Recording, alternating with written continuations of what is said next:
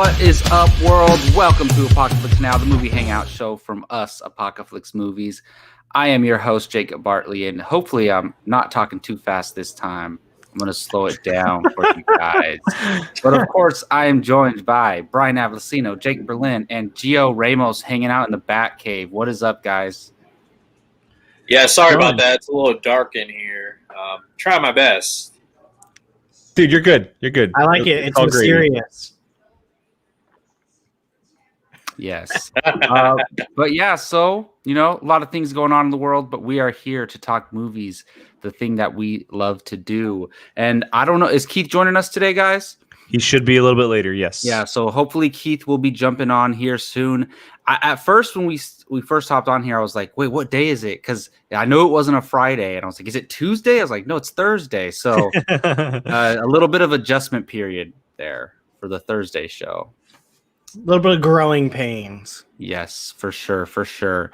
But yes, this isn't the only show we do, even though we don't do as many shows as we used to. Our other show that we do is called The Casting Table. We could not let it go. It is just too much fun. And that is our show where we do fan casting, and we don't care what anybody says. We love doing fan casting. People might say it doesn't matter who plays what character as long as they're a great actor.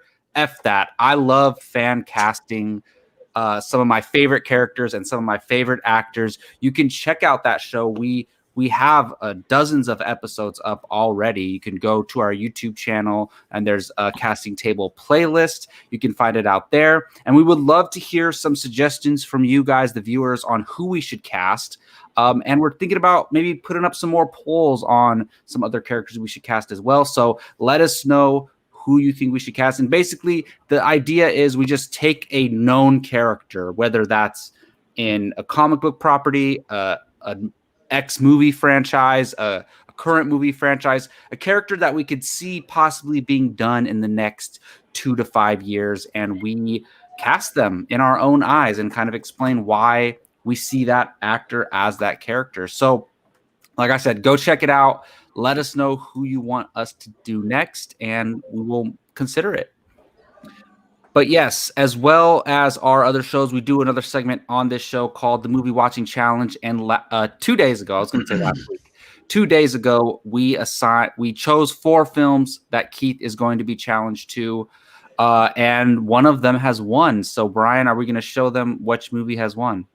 I got you tonight. I think Mr. Berlin gets to take controls today. Yes. Okay, so before we reveal this, any guesses on which one do you guys think which movie won? If I haven't looked at it. I hope it's not mine. So here are the 4. We have Grandma's Boy, I Love You Man, Primal Fear, and Troy. Any thoughts on which one do you think may have won? I think it's between I Love You Man and Troy. A lot of times it's the most popular film on the list. And I guess that's Troy. I would say Troy. But second close is I Love You Man. That's my guess. I don't know. I'll say Troy first, Primal Fear second. Boom. Oh, there we go. Boom, boom. That's nice. The movie Keith will be watching over the weekend before Tuesday's show. Jake, I've challenged him to that like 3 times, and it never gets picked. I'm so excited because I really love this movie. I haven't seen it in a long time. I'm gonna get a chance to rewatch it and do the little review with him over the weekend or before Tuesday's show. And just like Brian said, Primal Fear actually came in second. Followed by I Love You Man and then Grandma's Boy. Yes. Wow. I didn't think a lot of people knew what Primal Fear was, but apparently. Yeah, so Troy had 50% of the votes. Primal Fear had 26%. I Love You Man had 15%, and Grandma's Boy got 9%. Nice. I'm guessing some of our viewers, hopefully they know us, know our personalities, and they probably thought that Primal Fear would be a good Keith movie because it's a low budget film, and Richard Gere, Edward Norton, it's amazing. So maybe one day he'll watch that. But I love Troy. That's a good choice right here. Troy is one of my favorite movies of all time. So I'm all excited. Time, really? Yeah, it's a top 25er for sure. Interesting. Okay, cool. Yeah, definitely. Keith. You're finally watching Troy. You're going to see how much of a badass Achilles is in this movie. Yeah, seriously. I like that we're getting so famous on Twitch that we have spam bots That makes me happy. Wow. Get out of here, bots. Damn bots. Interesting. Hey, are you sure they're not real people? I They're don't know. 100% not real people. We can pretend. We can pretend. Just for ourselves. But yes. So one of the biggest things in movies recently, and just something that's been going on for the past couple years that we've been excited for, is the Dune movie, the Denis Villeneuve Dune adaptation.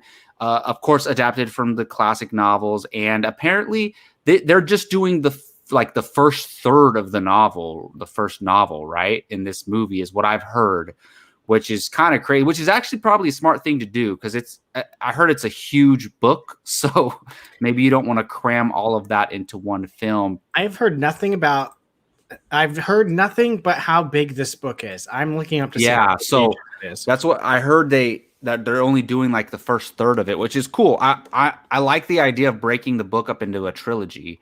I don't know if that's what they're doing or not, or if there's 6 of them. what. Yeah, but there's a lot of them. Yeah. A lot of Oh, them. I thought it was just one book.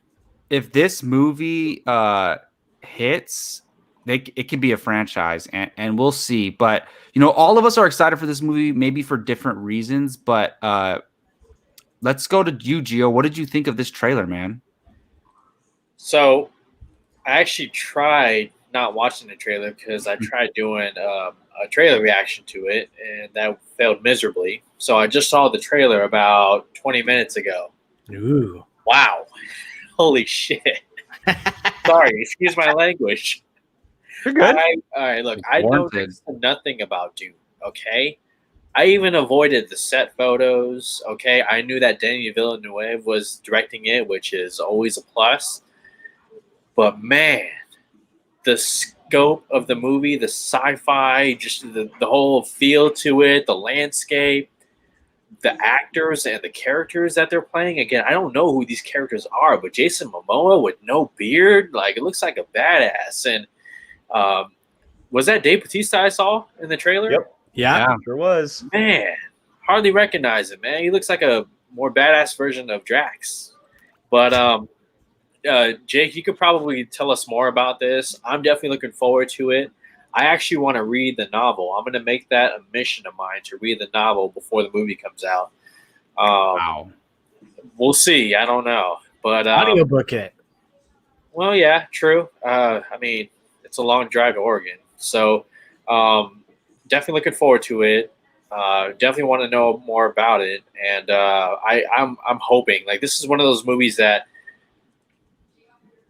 I might break my rule and go to a movie theater this year because just based on the trailer, it looks like a movie that deserves to be seen in IMAX. I mean, it looks incredible.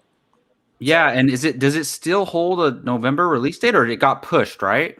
It hasn't been officially pushed yet. Okay, but it is November if it doesn't get pushed. Do you guys? Can I ask you guys a question? Do you guys think because Wonder Woman is on the fence right now, if Wonder Woman moves, do you think this movie moves? They already said that if they push Wonder Woman, Dune will be pushed back with it. That sucks. It'll be so if Wonder Woman gets pushed back, this will be pushed back to 2021 is what I'm trying to say. Excuse me.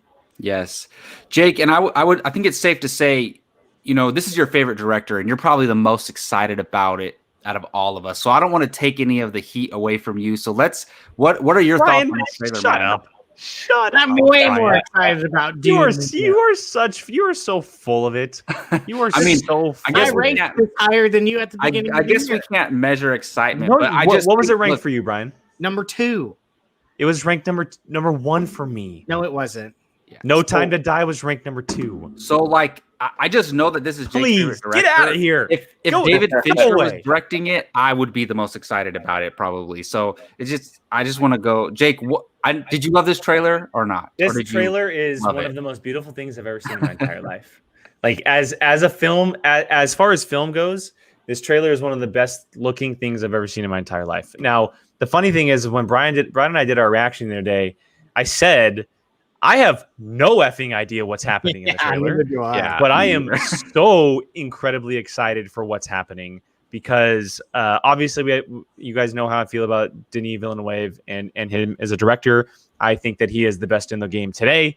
There isn't anything that he has touched that I haven't loved to this point. I was an incredibly massive fan of Blade Runner 2049. And so this has a very similar taste. It's a very different film, clearly, but it's a very similar taste in the fact that it's a giant scope. It's a property that's been touched before. He's bringing it to modern day audiences, but in the only difference that I could say is that I would probably say that he probably learned from his mistakes on, and there weren't any. It was just it was an audience-based thing on the fact that Blade Runner didn't get any support from audiences when it should have. And I know some people don't feel the same way as I do, but the movie didn't get watched in theaters when it should have. It didn't get the money. It was a film that... Well, a lot of people blame the marketing for that. Yeah, and a lot of it was, there was chances of Oscars, and Ryan Gosling was incredible, and Harrison Ford was in it, and Ana de Armas kind of like hit the scene in the movie, and there's a lot of aspects to the film that deserve a box office run, but it didn't get the support. And I am terrified that this movie is going to have the same exact outcome. I am terrified because Dune is a very obscure property. It's not, like the modern day space adventures that, like the Star Wars or the Star Treks. It's not that type of stuff. It's very political. It's very story driven. It's about classes and social classes and stuff like that. And who you are within, and like obviously in the trailer, Timothée Chalamet talks about becoming this person that he was supposed to be and letting the fear go, and without fear, only him is left. And it's a very deep film, a deep story about characters, and a lot of the time those movies don't make as much money because a lot of those movies are what are called indie films. You don't get those type of films that have a gigantic budget like this. And so it really does scare me that people aren't going to cling on to this. I know in our circle, we're going to cling on to it like nothing else. But as far as just the regular movie-going audience, I hope that they approach it differently. I hope that Warner Brothers realize what they have on their hands, because this trailer is magnificent. It is incredible to look at. From start to finish, the imagery, the cinematography, the voiceover from Timothée Chalamet is incredible, as well as Stellan Skarsgård's voiceover that's in there, and so just everything about it. The cast is just mind-blowing good, and so I can't say enough good things about this. The only thing that I will say is that the song choice was a little odd. Yes, thank you. It was a little odd. I wanted a score-based music in the background more so than actual music. And you know what? That's fine. It's a first trailer. We don't know exactly when the movie is happening, so they can definitely correct that. But it does say something that, coming from my perspective, because with trailers, music plays a huge part, right? It plays a huge part. Like we talked about with Aquaman, how we all love the movie, but those weird Pitbull songs just didn't fit inside the movie, right? Same thing with this trailer. Gio, come on, Gio. They did Anyway, I was just saying that because it was the most recent thing I could think of. It says something to this trailer, and I know I'm talking a lot, but the final thing I'll say, it says something to this trailer that I am over here for minutes talking about the footage with the music still being not my first choice. Like I'm still that impressed with what I saw, and music plays a huge part in how you feel about footage. And so kudos to everyone involved. It's crazy because Denis Villeneuve has had a set of, he's had Roger Deakins shoot a lot of his films. Roger Deakins isn't shooting this film. It's someone different. And so the film still looks that good, and it's not Roger. I mean, just everything about it. I'll stop talking now. Just everything about it. Wait, question. Hold on. What was the name of the song, or the song? I don't remember because I was too blown away by the visual. It was just that lady singing like that's all she was. I think it was like an actual track. Let me look. I think it's a known song. It was Eclipse by Pink Floyd. It was the Pink Floyd song. Oh yeah. Yeah. So Before we go to Brian, I just want to say I agree with you on the song, Jake. I feel like now every trailer has an actual song in it. And it works for some movies. Like it works for Suicide Squad. But God, it doesn't work for stop stealing every the things I'm gonna say. movie. And just please, marketing team, stop putting songs No, wait a minute, hold on. these epic movies. No. But doesn't that work for the movie? Like, to Jake's point about Blade Runner and not people going to watch it, if you put a song in the movie that kind of goes with it, doesn't that tell the audience that, hey, this is actually a fun movie, come watch it? Like, you'll be entertained by it. Isn't the song choice part of the draw? I will say that for certain movies like Fast and the Furious, for example, Suicide Squad, those movies need the soundtracks. Guardians of the Galaxy, Dune, and Blade Runner do not need soundtracks. They need scores. They don't need music inside the films or the trailers. They should be based on scores that people like Ludwig Göransson or Hans Zimmer or those type of people that create the music without the actual lyrics. No, I agree. Like you don't need movies in the song, but to draw people with the trailer, don't you need something contemporary? Because look, to your point, Jake, people aren't watching Blade Runner 2049, unless there is a trailer that really draws them. That was the part of the recipe for success with Suicide Squad, was that it drew people from the trailers because they use catchy tunes. And like it doesn't mean the quality of the movie will succumb to these types of music, but to draw people in. You know what I mean? I will say, and this just came to mind, and Brian, I'll let you talk after this, I promise. The perfect example of what you could do, you don't need lyrics. Give us a rendition of a song like Wonder Woman did. Give us a rendition of a song that doesn't have lyrics. Just the music of it, the beat of it, song, that's recognizable. It doesn't need to have the lyrics because we're worried about looking at the visuals with this type of song or movie. We don't need the lyrics over while we're trying to hear them listen or looking and trying to figure out what's going on. I'm okay with doing a score or doing like what Wonder Woman did and what Black Widow did, both of them in that first trailers of creating a song, a rendition of a song that we already know. And so I just, for these type of films, keep the lyrical songs out of it. That's the last thing I'll say. Brian, go ahead. You haven't said anything. I agree. And I just think that like it takes me out of the trailer, to be honest. And I'm not going to talk about. he kicked himself out because he wasn't getting time. People aren't going to watch the movie. But I'm not talking about how other people see it. I'm talking about how I see it. It turns me off to the trailer. We're going to watch it no matter what. They ain't worried about us. They're worried about the people. Yeah, no, that's true. You're right about that, Gio, for sure. Seriously, Rachel. Seriously. Brian, you have 25 minutes. Go. Yeah. Next 10 minutes, talk about whatever the hell I want. Go for it. He's not even going to talk about this. He's gonna... God. No, I've got nothing left. You assholes took everything. I haven't even talked yet. Give your opinion. I haven't even talked yet. I thought the trailer was fantastic, but I hated the music. And then literally I was gonna say a perfect example of something is look at Suicide Squad. That's the best in the game. And then the movie turned out to be poo-poo. But I got nothing anymore because you guys took every single goddamn thing I was gonna say. So okay. Yeah. Brian, why are you so excited about it though? Why was it your number 2 on your most anticipated list? Because it just sounds dope. Like because of this. Wait, Brian, because of this. Boom. No, I'm because of that. Off by that. It looks like a giant because of that. That is incredible. Sam Arms. The cast is incredible. I will watch anything Timothée Chalamet is in, just like Saoirse Ronan. Those two are fantastic in my opinion. It's so funny. Good comparison right here. That's a great comparison. Hell yeah. Very similar. Very similar. That marketing was terrible. Sorry. No, what were you gonna say? Now I'm curious.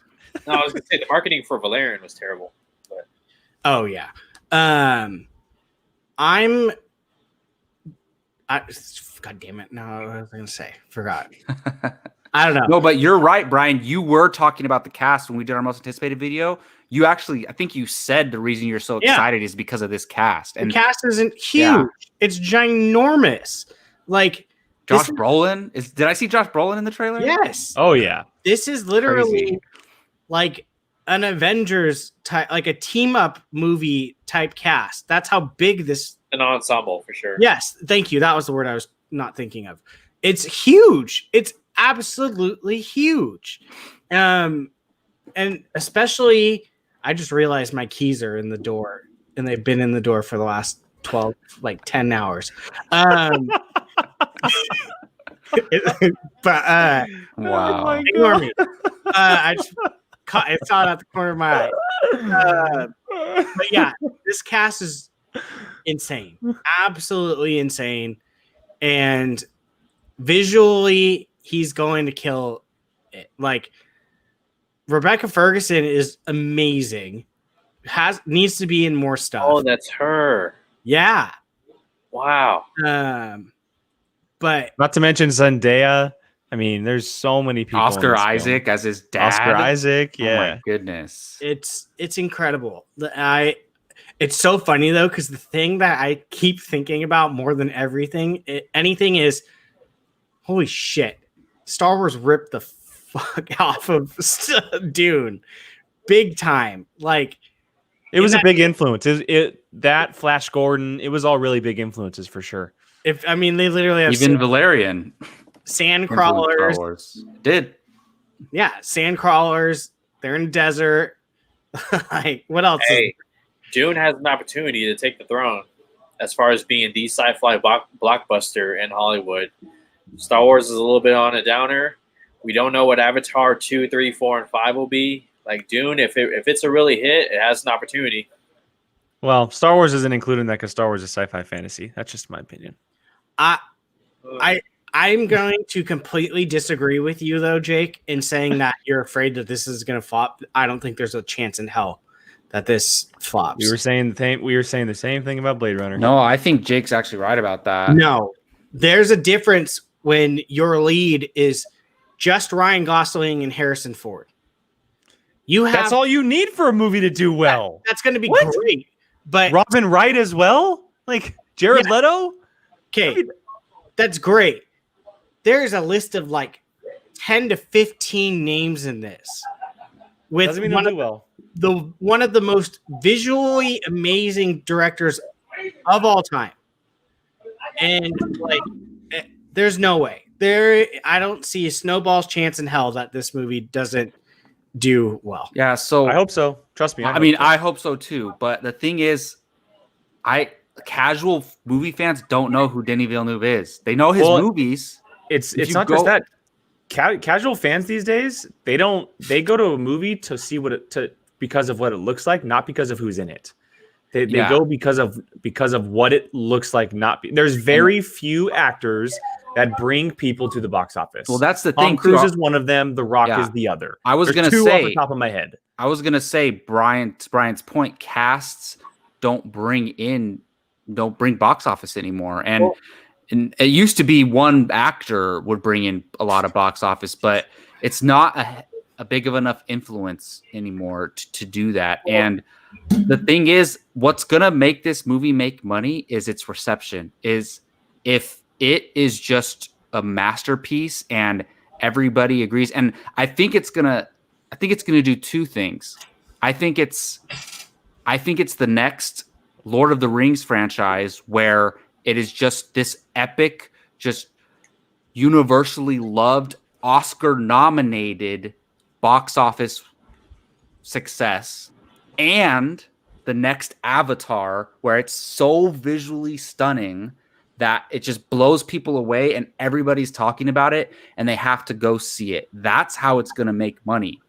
And I just think it's going to hit everything, all of those points, to be honest. This, like, I was excited for this movie too, of course, because just I'm a sci-fi fan. Denis Villeneuve is a great director. The cast is incredible. All the reasons that you guys said, but I never got more excited until I saw this trailer. Like, it's just, welcome to everything the club, we Jacob. want. Welcome to the club. It's everything we want. And I was thinking about it. Like, can you imagine if we didn't really know who Denis Villeneuve was, and Dune was an original property. Just say, for example, and you just saw this trailer out of nowhere. Like, you knew this sci-fi movie Dune was coming, but you didn't really know about it, had a good cast, and then you saw this trailer. I feel like we would just be absolutely blown away. We already are, but there was a lot of anticipation for it, right? Like, if it just came out of nowhere, we would be like, oh my God, I have to see that movie. That's how good this trailer is. And it gave me chills, to be honest, when I was watching it. It really did. So, can I pause and do a completely side topic? And I need this to be on film. So what's that? Jacob, have you seen Sideshow lately? What do you mean? Because this just got announced an hour ago. Yeah, the Clone Wars Obi-Wan. Oh my goodness. No way. Yeah. He's standing on top of a battle droid. Are you serious? Oh, I'm going to have to hold on, guys. I'll be right back. No, I'm just kidding. No, man. We're going to be talking to Obi-Wan today a little bit. I think we are. Well, we were pretty much done with the Dune trailer. It looks awesome. We want to know what you guys think of the Dune trailer. Brian, how can they let us know that? I don't know. You tell me. You tell me. No, I'm kidding. By commenting, of course. But no, I don't do the singular. Come on, Brian. Come on. So yes, comments, likes, and subscribe. This is why I don't like doing. All you three do is laugh in the background. No, we were laughing because I threw you up on screen. Can this be an ad? Can this be our ad when people go to our channel? Come on, Brian. You gotta do it, man. I'll leave you right here. I promise. My hands will be up. I'm just kidding. If you like what you're seeing, we would appreciate you to hit that like button because it helps our ratings go up and it is good for the algorithm, as Jake likes to say. But yeah, make sure you're subscribed because we're doing random crap like this all the time. And we have fun watch-alongs and stuff like that to follow along to. We're all over Anchor, Spotify, Breaker, Stitcher, who knows what the hell else there, YouTube, everywhere. It's everywhere. So, go check us out. Perfect. Alrighty. I'm going to clip that out. Great Yes, job, please. All right. Our next topic is something that may or may not get my blood going. And if you guys didn't know, I almost said Ray, but Daisy Ridley revealed because Jake typed in Ray a little bit about. She is Ray. Jake is Ray. Ray reveals truth about Ray's heritage, and it's a little bit to do with the Obi-Wan Kenobi. And basically, there was a chance that she had a connection to Kenobi. She revealed that was, and they kept going back and forth with it and landed on the Palpatine thing. But Jake, I'm going to have you tell the viewers what exactly went down. Yeah, so Josh Gad was a substitute host, a guest host on the Jimmy Kimmel live show a few days ago. And he has a really good relationship with Daisy Ridley. They were in Murder on the Orient Express together, and that's when those were really funny videos of Josh Gad essentially hounding Daisy for any kind of facts about Star Wars went out into the public. And so he brought her on the show. She was one of the guests that night, and they got in a conversation about some stuff, and he was just asking some simple questions. And this, after asking, I don't have the exact question up, but this is what Daisy Ridley had to say about... when did you know that you were Palpatine's? Got it. So this is what Daisy Ridley had to say about Rey's lineage or heritage in the sequel trilogy. Quote, at the beginning, there was toying with an Obi-Wan connection. There were different versions. Then it really went to, it was no one. And then it came to episode 9 and JJ pitched me the film and was like, oh yeah, Palpatine is granddaddy, said Ridley. Then 2 weeks later, he was like, oh, we're not sure. So it kept changing. So then even as we were filming, I wasn't sure what the answer was going to be. There was some really other cool stuff too on a positive side, as far as her saying that never say never to her coming back as the character. If they come up with something good enough that, and time is right, she would happily play Rey again, which is a cool positive note compared to what we just read. But this is going to be the bulk of our conversation. And let's just start with the idea of her possibly being a connection to Obi-Wan. We'll get to the whole it kept changing thing towards the end of the conversation. We don't want to spend too much time on it because I'm sure some of us might get a little frustrated. But let's go ahead and start with the beginning of this, and this is the Obi-Wan connection. The fact that during the development of The Force Awakens, the Obi-Wan connection was a possibility, and we had talked about it multiple times on this channel. Gio, Jacob, and I were the only three on this channel back at that time, and we had thrown out the idea of her being connected to Obi-Wan, and the fact that it was possible, and that it was being conversed about is really cool. Jacob being the Obi-Wan guy here, I'll let you go off on this one first, man. I mean, just the beginning of that conversation about them toying with the idea of an Obi-Wan connection. What are your thoughts? Yeah, I'm not surprised to hear it because it made sense, right? Like we speculated, we had so many thoughts. Is she Luke's daughter? Is she Han and Leia's daughter? And the one that always made sense, I felt like, was that she was connected to Obi-Wan somehow. We talked, and not that it matters too much, but for some reason, Obi-Wan Kenobi has a British accent, right? And maybe his children had British accent. Is it Scottish? He's Scottish, but yeah. Oh, is he? Oh, okay. Well, whatever. Like has like it's a European accent. European accent, like a Caucasian European accent, right? And maybe his offsprings did, and then maybe she ended up having one. So I just thought and the whole thing in The Force Awakens where Rey, these are your first steps. It's like, it's so random, right? Is Obi-Wan are only the Jedi that we know the ones reaching out to these Force users? Like there's been hundreds of thousands of Jedis throughout the history. And why didn't one of those other random ones come and say, Rey, these are your first steps? It would happen to be Obi-Wan. So it made sense. And we talked about this too, and other people speculated about this. She felt like an Obi-Wan. She felt like a Kenobi. The way she moved around Starkiller Base, kind of the way she walked, and like the way she wasn't like the most. I don't know. I don't want to say she was clumsy, but she kind of just like the way she moved was kind of like young Obi-Wan in a way. And I just think it kind of made sense to me. And she had the features to look like she was related to him. So I liked it a lot. And of course, I'm a big Obi-Wan Kenobi fan, so I would have loved it. And I think Rey Kenobi sounds the coolest, to be honest. And those might not be good enough reasons, but I feel like it would have made sense. And because, look, we have not tons, but the Skywalker family has enough going on, right? We have Ben Solo as the kid. It would have been cool to have another Kenobi in the Star Wars lore. So, I'm glad they at least considered it, but it's unfortunate it didn't happen. Gio?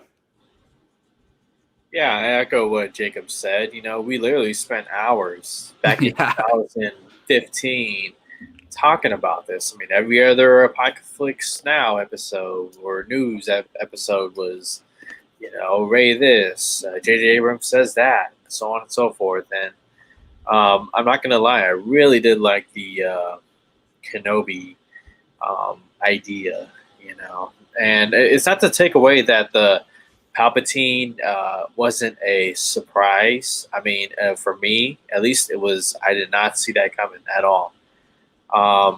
But just hearing Daisy really talk about the uncertainty, even going into the day of the shoots, is just it's frustrating and it's disappointing.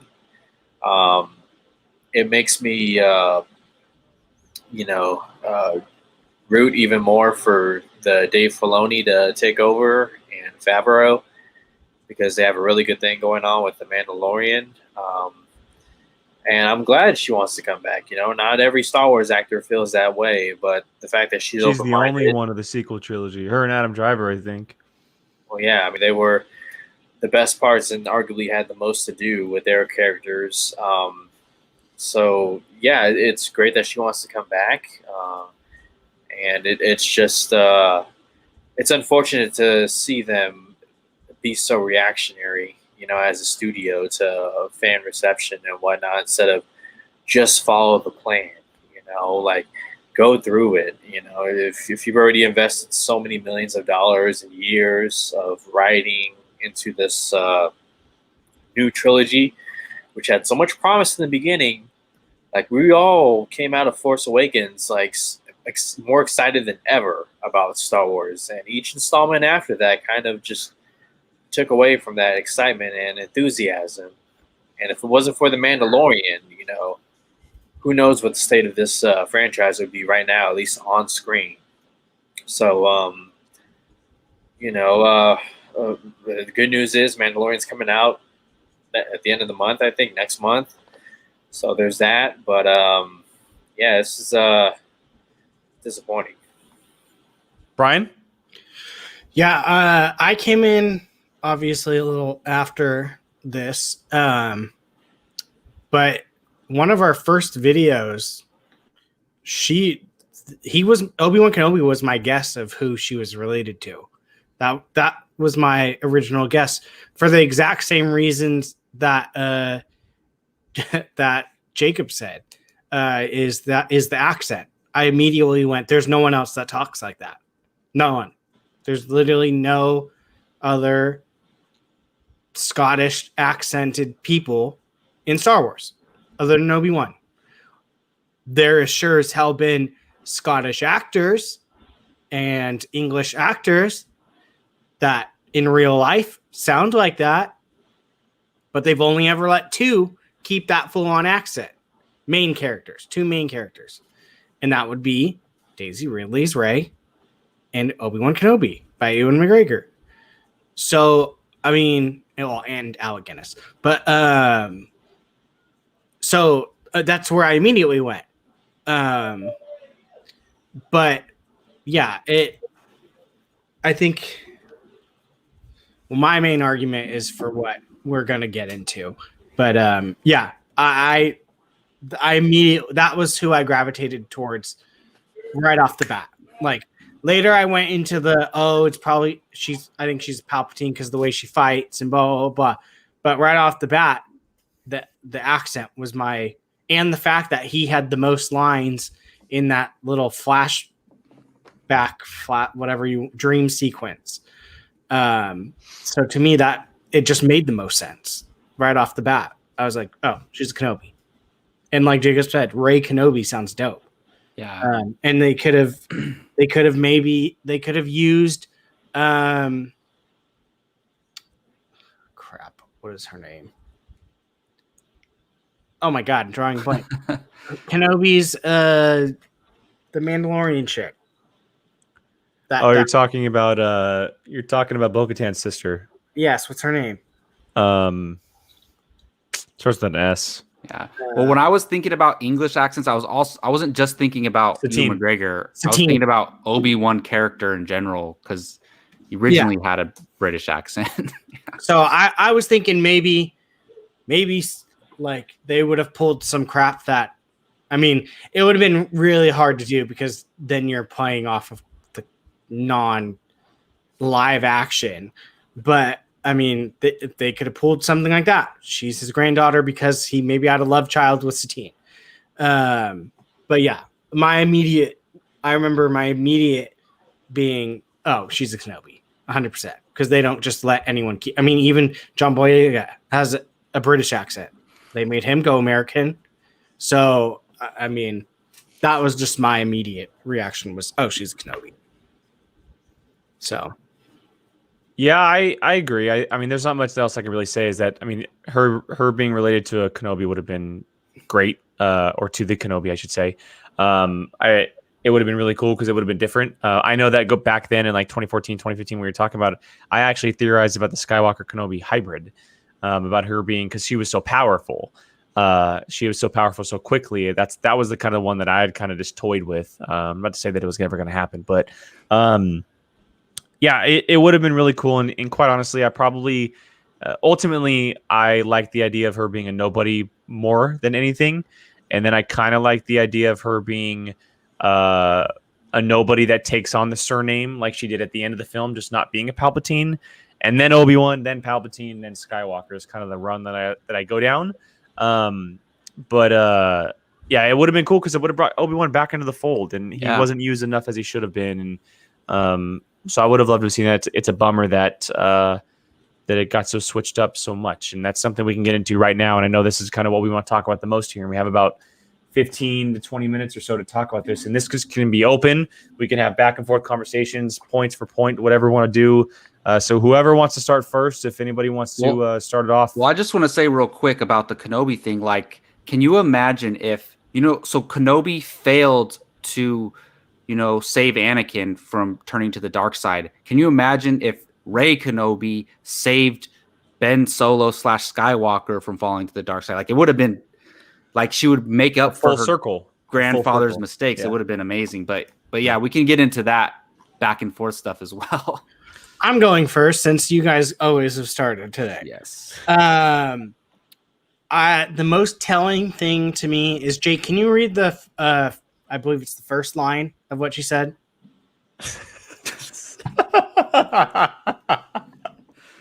Yeah. So Brian, I like when he puts you up there, man. I hate it. I feel like I'm talking to myself. Okay, so it says, let me see. So it came to episode 9, and JJ pitched me the film and was like, "Oh yeah, Palpatine is granddaddy." Then 2 weeks later, he was like, "He didn't say that." He said, "Oh, we're not sure." So it kept changing. So then, even as we were filming, I wasn't sure what the answer was going to be. Okay, you left out the actual part that I wanted you to read. What was the Obi-Wan part? No, read from the beginning, the very first part. At the beginning, there was toying with an Obi-Wan connection. Then there were different versions. Wait. Okay, so that's The Force Awakens. Then keep going. So it says with an Obi-Wan connection, there were different versions. Then it really went to, it was no one. That's The Last Jedi. Yes, and then in episode 9. And then episode 9.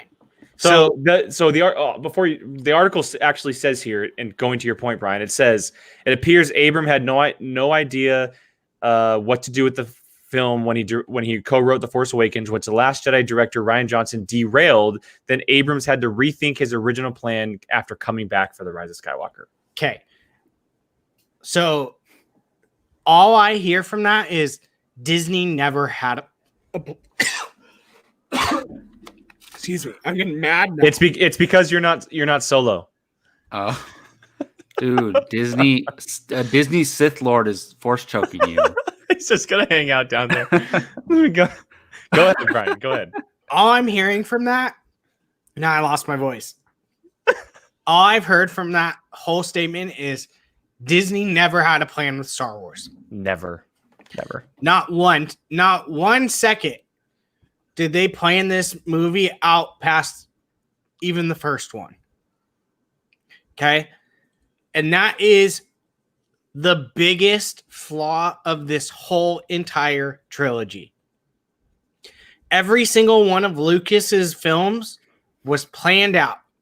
And that's why, as much as the prequels are like, they're still beloved for the most part. They're just a little bit not, you get compared to the first ones. This had no direction from the get-go. They literally just went, okay, we're going to make another Star Wars movie, except this time the main character is going to be a girl, and she's going to discover that she's force sensitive. And then there's going to be a stormtrooper that goes from being a stormtrooper to joining the good guys. And then Kylo Ren is Ben Solo's, Harrison Ford and Carrie Fisher's son. That's it. I don't care what you say. They didn't get farther than that. And it's so messy. And for her to just confirm it is just, to me, is Disney just saying, we just went for the bankroll. Yeah, and to add what you're saying, Brian, from my perspective, I'm gonna put 98% of the blame on Lucasfilm, Kathleen Kennedy, 100%. I'm not gonna put as much on the directors because they were told do what you want, exactly. And they did exactly what they wanted to. And so for those who are putting blame on the directors, I kind of take a step back and rethink that because that's not true. JJ did exactly what he was supposed to do. He was given a job to start a trilogy off, and then it was going to be handed off to someone else. And it's Disney's fault for not making sure that the story was going to be continuity based through 3 films. Exactly. And here's the thing. Here is why The Mandalorian is so good. Is because Filoni and Favreau plan their shit out. They think about it and they connect it to the meaning in the story of Star Wars. The movies were clearly done just to put out Star Wars movies. That's it. There is no reasoning behind any of these movies. There's The Mandalorian. Filoni did a 5-minute little dialogue explaining the prequels and how it was so planned out. There was none of that with the trilogies. And I will fight to the day that anyone says that there is, because all the evidence is there. I don't think anybody could even argue with you. No, it's so clear. By her saying that there was nothing, they didn't have an idea in the first one. They tried to start it again in the second one by saying she's nobody, and then changing it again while they are filming it is absurd. It's absolutely insane. I agree. Gio, what are your thoughts on this, man? That's all I'm saying, Brian. Dune has an opportunity. Like, it's right there. The throne is empty. But look, I don't know, Gio. I don't know, man. There's a franchise that's on the horizon that's going to space that might take that throne. I don't know if you guys saw that news today. Fast and Furious going to space? Is officially going to space for Fast Isn't it Mission Impossible going to space? I thought you were talking about Mission Impossible. No, Fast and Furious is officially going to space. They confirmed it today. Look, one movie isn't going to dethrone a 40-year franchise. Let's relax. Go ahead, Gio. Go ahead. Sorry. No, you're Brian's absolutely right. And you know what? Oh, hey, Keith. How you doing? This goes beyond just a trilogy. Remember when they tried to do trilogy installment, solo movie, trilogy installment, solo movie, trilogy installment, solo or anthology, whatever the hell you want to call it. Solo movie? Well, yeah. Solo. But you can make an argument that Disney has not handled this property, correctly, and that's surprising because look at Marvel. Look at Marvel. And under the same company. Yeah, exactly. As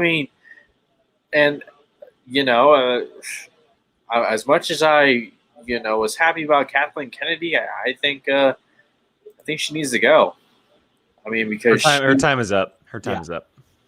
Her time is definitely up. And granted, not 100% of it is on her fault. But it happened under her watch. And, there's a reason why not a lot of people revisit this trilogy other than maybe The Force Awakens, which I still have a fun time watching. But to Brian's point, it's just every movie, it was like they wanted to do something different. And by the time it was at the end, even though it was unexpected and surprising, it still felt a little like forced, no pun. But yeah, there's not much more to say about it. Star Wars only works when it's planned out. That's literally. Well, at least the basic structure, and then you adapt as you go along. But the thing is, and look, this is the argument people are going to try to use. They're going to say, George Lucas didn't plan that Leia was Luke's sister. George Lucas didn't plan that Vader was Luke's father. Okay, but that wasn't at the time, that was an original trilogy being constructed. He was still figuring it out. That's totally fine. Like when Denis Villeneuve's working on his Dune franchise, if he may have a plan for the next 2 movies, but he may adjust a little bit here and there based on ideas he has on the way. George Lucas was presenting that to us for the first time. When they went into making The Force Awakens, this franchise had been around for 40 years. It was all of the lore was already there. The prequels added so much lore to it.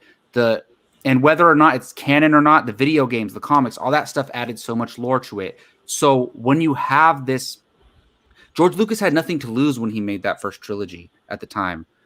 Now you have this huge foundation, this huge, gigantic mountain of success and beloved things that people have been cherished for so many years.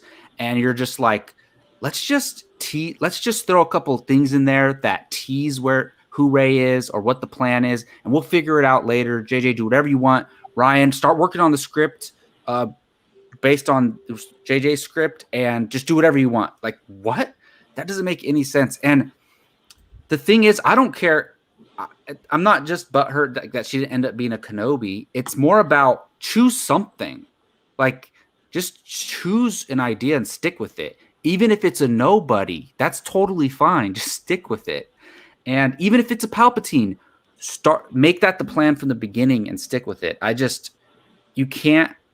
They treated, and look, characters like Rey and characters like Kylo, and look, I love Finn and Poe and a bunch of those other characters, but look, the characters that we latch on to are our Obi-Wans, our Lukes, our Hans, our Leias, like the main characters in the forefront. And while I do enjoy those other characters, there wasn't the movies didn't depend on those characters working. It depended on Rey and Kylo working. And I actually thought they planned Kylo's story out pretty damn well, to be honest.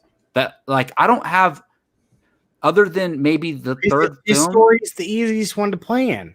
Yeah, that's true. But I just think they didn't mess Kylo up too much. Like, I will also say that for what's all being said and discussed tonight, they didn't really. I mean, Rey's arc isn't terrible either. No, I'm not saying it's terrible. It's not terrible. It's just No. It's just the way that it was handled as far as the creatives behind this trilogy, and it's pretty ridiculous because how stupid are you to not realize that you're handling the biggest franchise of all time? You're handling literally the biggest franchise of all time, the one that changed film forever 40 years ago, created the blockbuster, where movies have been just these are inspirational films for 40 years to come. Like, movies are still being based off of what Star Wars created all those years ago. And for them to, and it's funny because we're not talking about like a supporting character or the son or daughter of like this character. We're talking about the lead of the trilogy. And they don't have the story down. They made her own theme. They literally, she is the only one. Her and Kylo, both of them have themes in the scores. John Williams created themes for them, and you don't have her story down. You need to go into that movie expecting to make 6 of these and have an effing plan. Yeah. Have a plan for what. I don't care if you don't have a plan for anything else. If you have a plan for your main characters, you will have everything else figured out. Everything else will fall into place. But you don't have a plan for someone like Rey? And it also upsets me because her character arc wasn't bad. Now it just makes me wonder what we could have actually gotten. Yeah. Like, if Rian Johnson directed all 3, or if JJ directed all 3, or if there was the same writer on 3 with different directors or whatever. Like, it really makes me upset, like, what we could have gotten, except we got 3 movies that are inconsistent with each other. And yes, I'll admit that because it's true, even though I like them. It's true because you had directors who were told, yeah, we want you to make your Star Wars, but you're doing 3 movies that are supposed to be essentially one giant movie. How can you do that? You can't. It's impossible. It doesn't work. We saw what happened early on with Marvel in 2008 when they tried to do that with an Iron Man 2. It didn't work. It doesn't work. And so it baffles me that all these years later, they don't know how to handle it. And to Gio's point, Kathleen kind of needs to go. She needs to go. I don't know who steps in. I don't know if it's a Favreau, Filoni, because I love what they're doing on television. I don't know if it's a consulting role for Feige. I don't know if it's someone new coming in who is fresh into the Star Wars world who's not dealing with it right now, but she needs to go. Star Wars needs a new direction from new people, and it sucks to say, but they need to start over. The films need to start over. They have the TV down. They have Obi-Wan, they have Mandalorian, they have all the rumors with Ahsoka and all this type of stuff. But if Star Wars is the big screen, it's a tentpole. And if you can't figure it out, then get your ass out. Like, get away from it. Put one person in charge. Somebody who knows Star Wars and knows. They need to pull the Marvel. They need to pull the Marvel. Yeah, they definitely do. And Keith's saying I'm wrong about Kylo. Look, Keith, I was gonna say, where they fumbled Kylo was in The Rise of Skywalker. That's where everything before that I loved with Kylo, even in The Last Jedi, and I love the Rey and Kylo relationship, and I still love the Rey character. I want to see her back. I'm the one who kept saying they're going to make episode 10, but after hearing all this, they're probably not going to make episode 10. But they're not going to make an episode 10. They're going to make a movie based around Rey. It's not going to be episode 10. Well, we talk about this all the time. The thing is, they never give us not that they should give us what they want, but they never give us the obvious thing that makes sense. Like Rey rebuilding the Jedi Order makes sense. That absolutely makes sense. And they're not going to do it. I hope they do. Well, because Luke built the Jedi Order and he failed. But maybe she can get it right, you know? I just think it's ironic to me that their biggest problem is aspirations for future before they've established the groundwork. What is the one movie out of Disney's brand news that worked? Rogue One. Rogue One, because it went to one movie. One. Well, I mean, wouldn't you say The Force Awakens did? It didn't. They didn't plan out past that, and look what happened. The Force Awakens worked, but in retrospect, it looks like it doesn't because the rest of the films. But I mean, what are we saying worked? We're not talking about money, right? Because all of them worked. If we're talking about money. You don't hear people say Rogue One is trash. No, you don't. I love Rogue One. I appreciate it more and more every day. Rogue One is fantastic. What ones failed? The two ones that they tried to do multiple movies with, the 7, 8, and 9, and they tried to jump Solo before it even got off the ground. I think for Solo, they were like, we're going to plan this character, we're going to tell his backstory, and then we're going to somehow bring Darth Maul back into this. Solo didn't make sense after they killed the original OG Han Solo. Why would you go back and do one right after? Wait a couple years. It's just it's again. I love Solo. I love Solo too. It's my third favorite movie. But the thing is, I love Lando. Yeah. The thing is, I love Chewie. They went, okay, we're gonna make a trilogy about Solo. Okay, cool. Make the first movie or do the plan for the first one and then plan out the rest. Don't just go, okay, we're going to make Solo and then we'll figure it out. And they barely did that because they kicked Phil Lord and Chris Miller off, two critically acclaimed directors, and brought in what's his name? Howard. Ron Howard, yeah. Ron Howard. So they barely did that one. I actually like we talk about it all the time on Padawan Podcast. I love Solo as a movie. It still wasn't a good idea. I love it, but it still wasn't a good idea in the first place. But it honestly, I got to look at it again. But it's I still love The Force Awakens no matter what, because the problems with the whole entire trilogy come after The Force Awakens. But now that we know they didn't have a plan, it makes The Force Awakens look bad because they didn't have a plan. But I still if you just watch it, I still love that movie. I love Rogue One. I love Solo. I don't hate The Last Jedi like I used to, but and I don't even hate The Rise of Skywalker, but it's my worst one out of the new 5. The Last Jedi is a completely different movie from Force Awakens. Yeah. And that just shows. They were just like, okay, you do your movie, you do your movie, you do your movie, and just make it with these same characters. Ryan, but the throne room scene, man. Praetorian Guards, come on. No, that's great. But if they were going to do a Last Jedi style, it should have been from the get-go. And they should have planned it out. Well, any last thoughts, guys? I mean, we can go on this for hours. Yeah, but Jake looks like he's ready. Any last thoughts to wrap it up? No. You're. I was just my hands bothering me, so I had to take my brace off for a little bit. No, the last thing I say is Kathleen Kennedy's got to go. They have to start over. Yeah, it sucks because she's gonna get another 6-figure job though. I mean, we're 5-6 years into this. I know that they announced 3 more movies, but they need to start over and start from scratch. And honestly, I'll wait another 10 years if we get an absolutely perfect trilogy. I don't care. Like Star Wars is an enigma to me. It's an event. It's the thing, and it's the thing in movies I look forward to the most. And if I have to wait 5, 6, 8, 10 years for it to be good and consistent, I'll be fine with that. So it's honestly a good thing that this pandemic is going on for Star Wars because it's making them sit property longer. And to Jake's point, I mean, we badmouth Star Wars this whole time, and it's not Star Wars' fault. It's Lucasfilm's fault for how they're handling it right now. And I love Star Wars is my number one franchise. It always will be. And I just do something different. I used to not think this way. Now I just want them to stay away from everything that we know. Go make a new trilogy. They are brand new Jedi.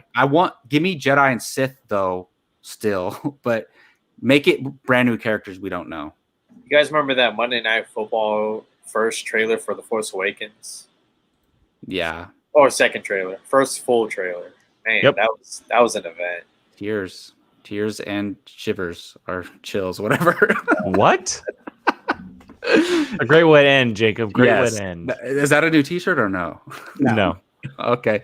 All right, guys. Well, thank you for joining us on this episode of Apocaflix Now. I know a lot of negativity, but look, we all love Star Wars so much, so we're going to address this when things like this come up. So I'm your host, Jacob Barley. That is Jake Berlin, Brian Avellino, Gio Ramos. And if you haven't already, please subscribe. Check out our next show on Tuesday. Check out the casting table when it comes out. And, of course, find us on Facebook, Instagram, Twitter, YouTube, everything at Apocaflix Movies. Since Keith's here, can we put up the movie he's watching? Oh, yeah, Keith, if you're still watching, bud. Keith, if you're still watching. Oh, I just deleted the image, actually. You're watching Troy. Yes. You're watching Troy. There you go. Troy, Agamemnon. Let's go. Bye, guys. See ya.